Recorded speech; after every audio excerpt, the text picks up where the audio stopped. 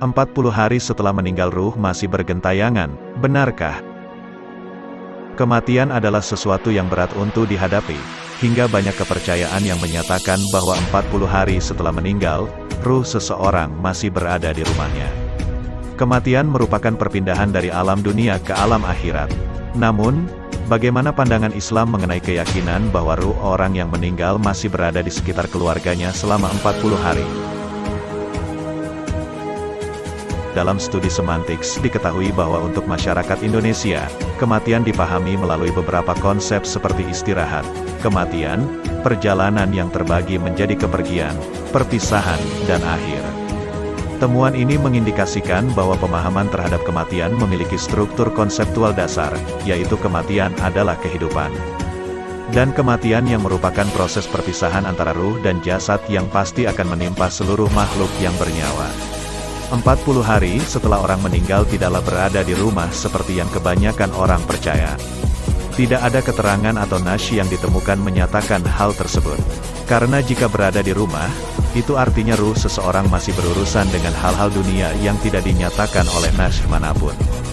Menurut Imam Ibnu Qayyim al-Jauziyah dalam bukunya Al-Ruh disebutkan bahwa ada beberapa opini tentang arwah atau ruh sesudah meninggal sampai hari kiamat datang itu ada di mana.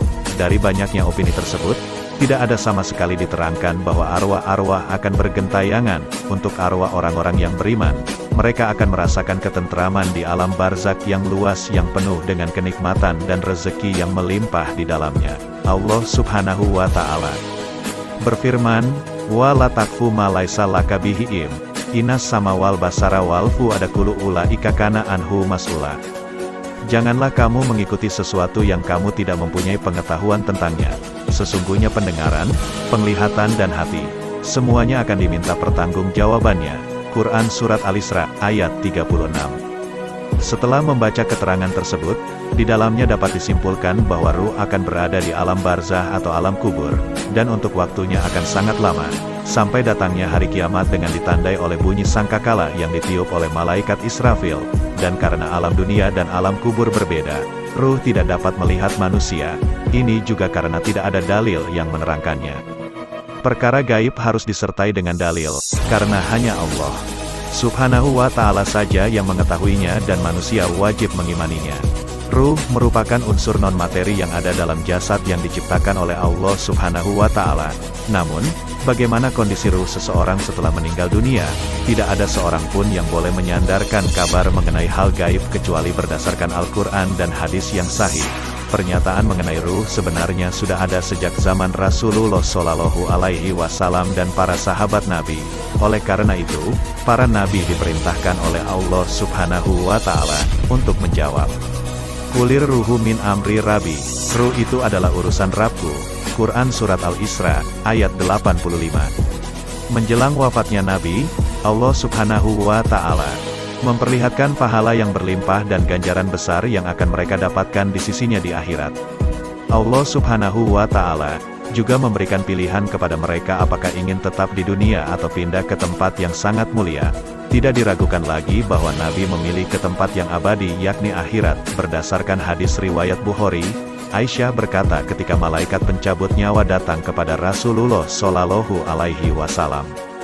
Sementara kepala beliau di pangkuannya, maka Rasulullah Shallallahu Alaihi Wasallam pingsan beberapa saat, dan tak lama kemudian ia sadar kembali.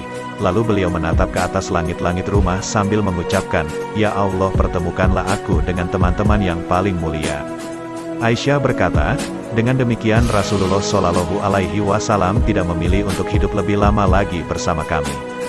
Saya ingat yang pernah beliau sampaikan kepada kami ketika masih sehat. Itulah kata-kata terakhir yang beliau ucapkan.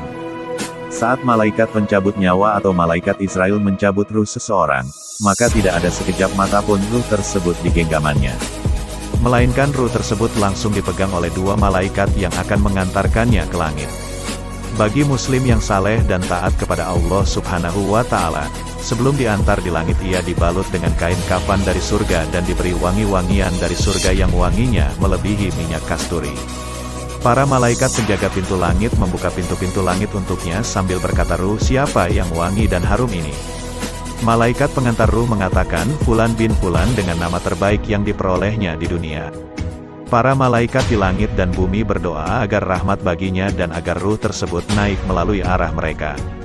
Lalu tiap malaikat di setiap langit turut mengantarkannya sampai langit ketujuh untuk bertemu dengan Allah Subhanahu wa Ta'ala. Para malaikat mengantarkannya sebagai bentuk kehormatan atau kemuliaan.